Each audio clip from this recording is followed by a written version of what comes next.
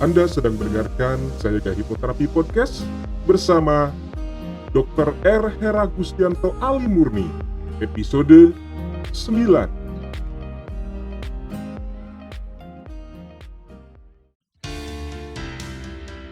Selamat datang di serial audio podcast bersama Sayaga Hipnoterapi, institusi penyedia layanan hipnoterapi dan konseling profesional di Kota Bandung yang membantu penanganan berbagai masalah kesehatan, emosi, dan perilaku yang mengganggu kualitas hidup. Berpijak pada nasihat luhur, eling, waspada, lan Sayaga, serial audio podcast Sayaga Hipnoterapi hadir untuk membantu Anda menata kehidupan yang berkualitas secara fisik, mental, emosional, dan spiritual dengan sikap yang lebih berkesadaran, lebih berwaspada, dan lebih bersiaga. Halo para kawargian Sayaga semua, senang sekali dapat berjumpa dengan para kawargian semua dalam audio podcast Sayaga Hipnoterapi.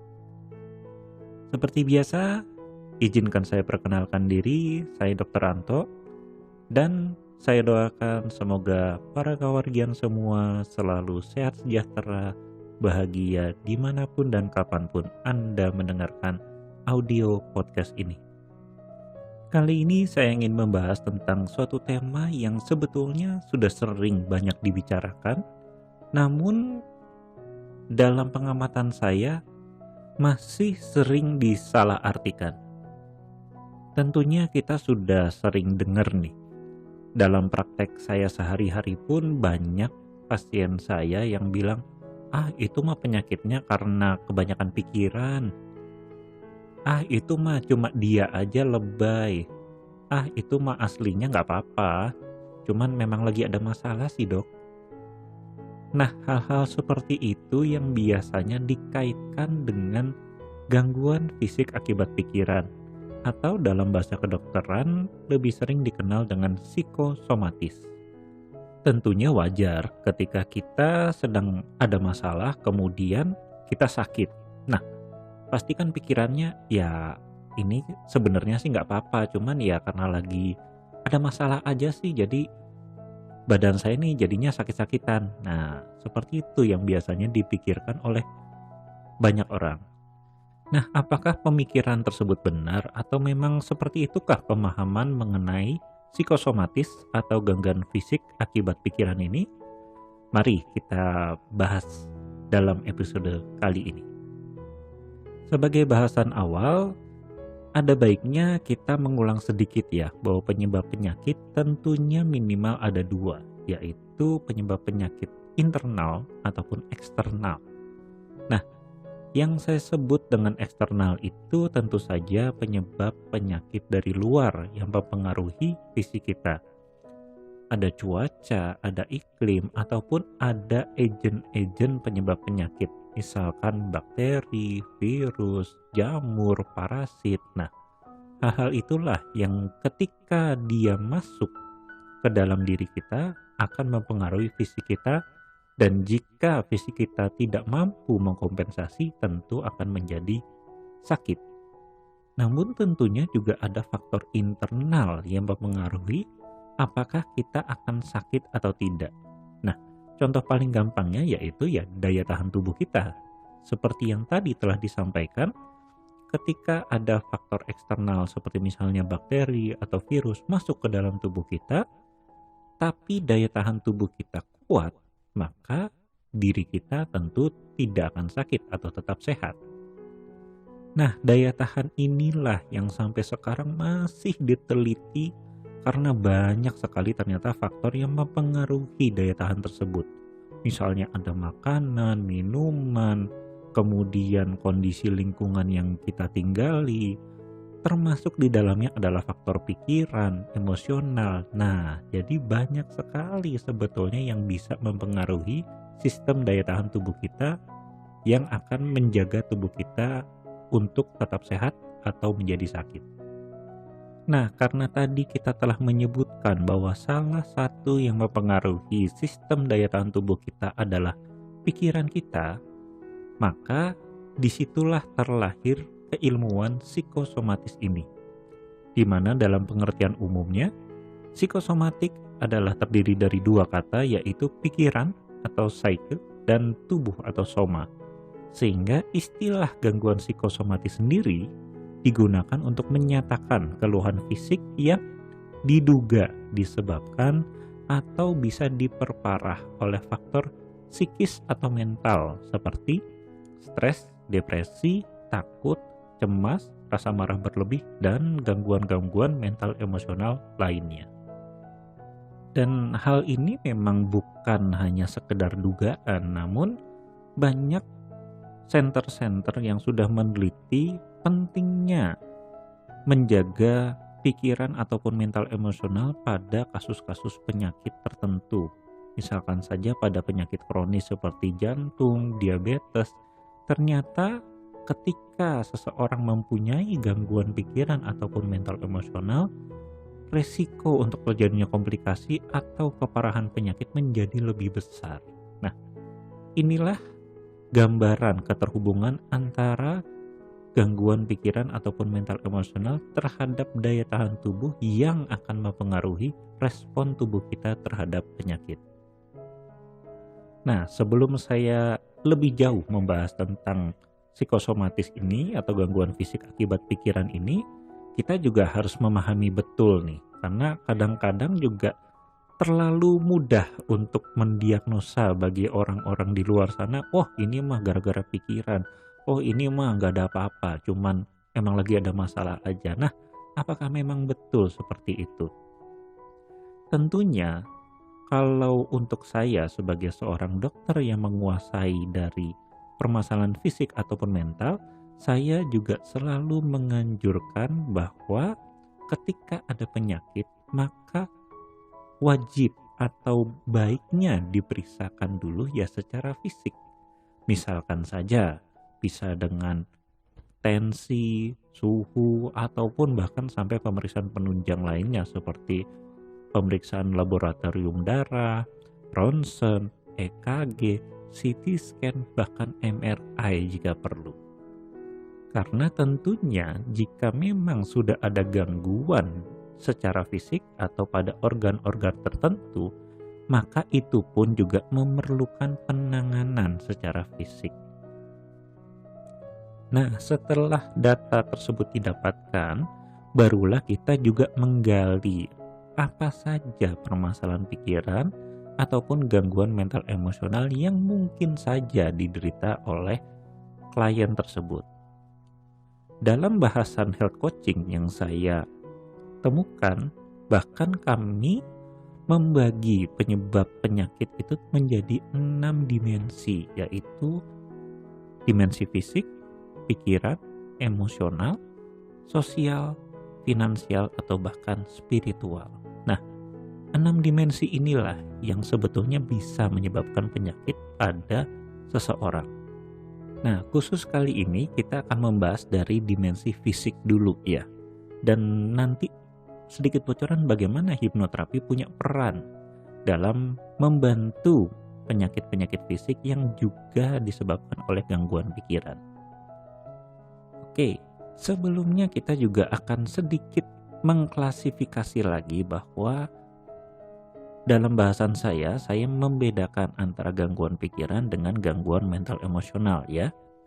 Jadi kalau gangguan pikiran, saya membagi gangguan pikiran tersebut menjadi gangguan kompetensi dan gangguan mindset ataupun isi pikiran. Sedangkan kalau gangguan mental emosional, ya itu tadi, ada rasa takut, cemas, marah, sedih, dan emosional lainnya.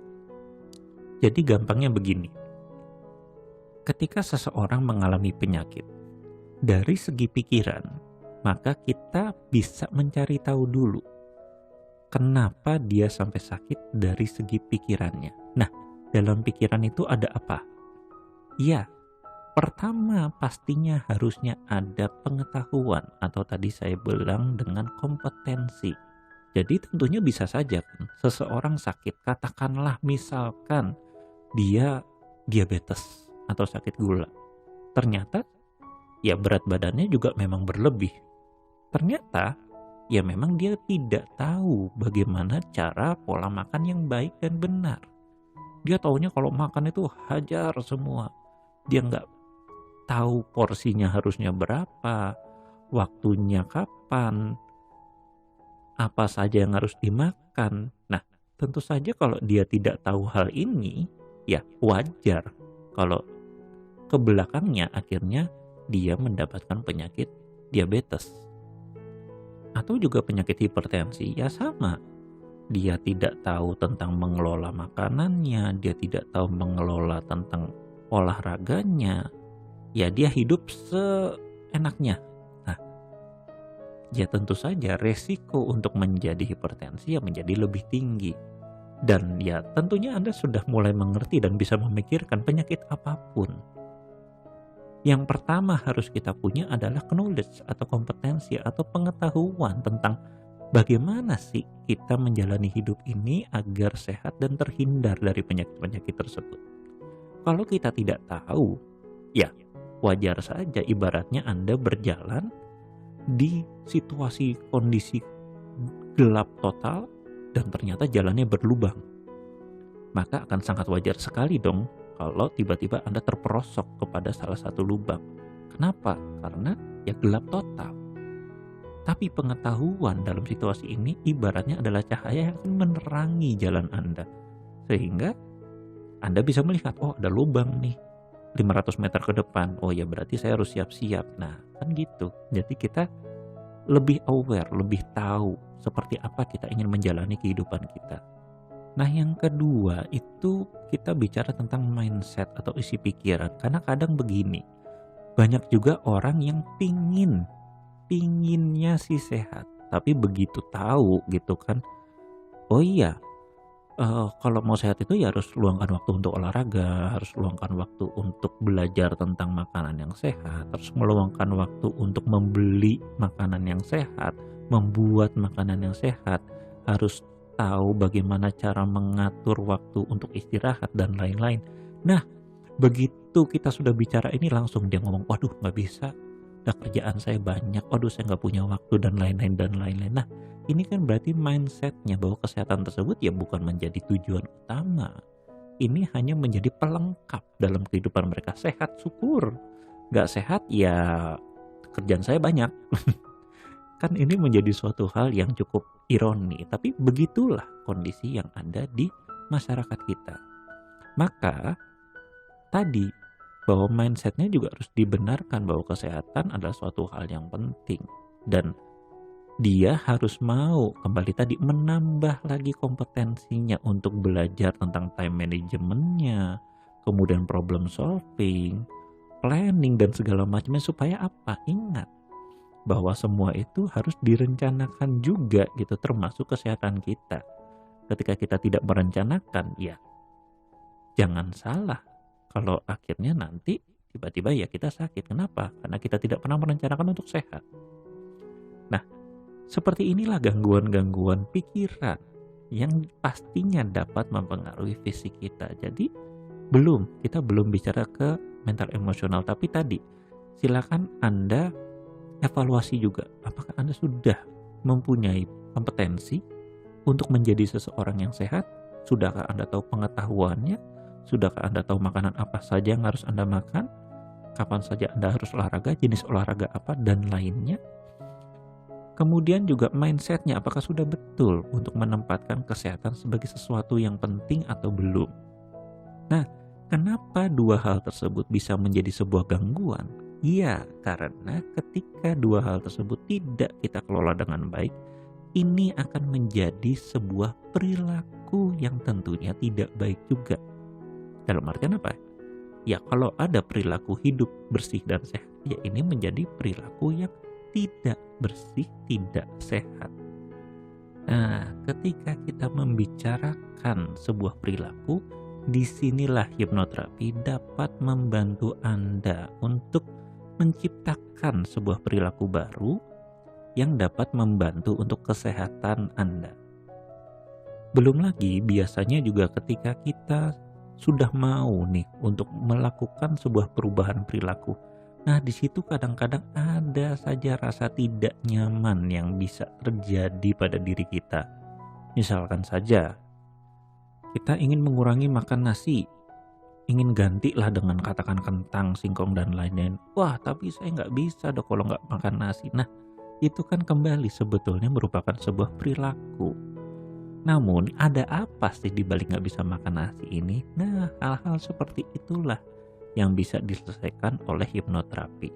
Termasuk juga, aduh saya itu sering banget dok gagal diet, cara ini, cara itu, cara apa saja sudah saya coba, tapi masih juga gagal diet. Nah, ini juga yang bisa dibantu dengan hipnoterapi. Kita akan mencari, membedah pikiran Anda, kenapa kok saya gagal terus ya untuk diet. Hal inilah yang tidak diperoleh dengan cara diet yang normal.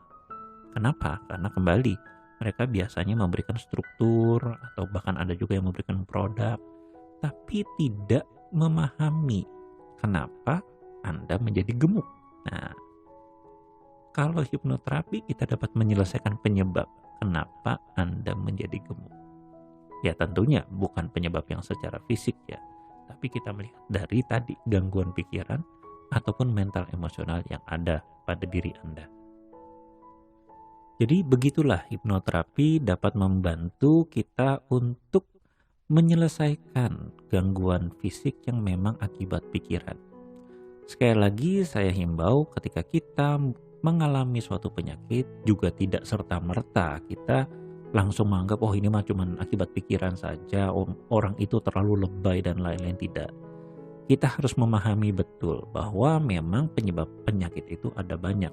Seperti yang tadi saya sebutkan dalam sudut pandang health coaching, kita bahkan membagi penyebab penyakit menjadi 6 dimensi, yaitu fisik, pikiran, emosional, sosial, finansial, dan bahkan spiritual. Jadi tentu saja ada saja penyebab penyakit yang mungkin tidak hanya dari fisik, tapi tentu saja Anda membutuhkan pendapat profesional untuk menentukan dari mana penyebab penyakit tersebut. Dan kemudian tentunya mendapatkan penanganan sesuai dengan penyebab penyakitnya. Fisik ya fisik diselesaikan. Pikiran, emosional ya tentunya ada fasilitas-fasilitas seperti kami, terapis kesehatan mental yang bisa Anda mintai penanganan. Kemudian juga ada masalah finansial, spiritual, sosial, ya tentu saja ada banyak sekali sekarang sumber daya yang bisa Anda manfaatkan. Jadi demikian dari saya, Dr. Anto. Ingat, tetap sehat, tetap semangat, dan tetap bahagia. Salam eling, waspada, lan sayaga.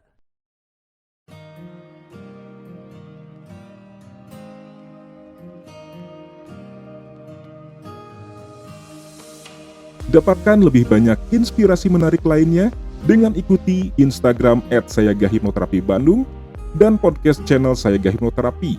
Kunjungi juga website www.hipnoterapibandung.com untuk temukan lebih banyak informasi menarik lainnya, termasuk untuk memesan layanan hipnoterapi dan konseling bersama para tim profesional dari Sayaga Hipnoterapi Bandung untuk membantu Anda menangani berbagai masalah kesehatan, emosi, dan perilaku yang mengganggu kualitas hidup.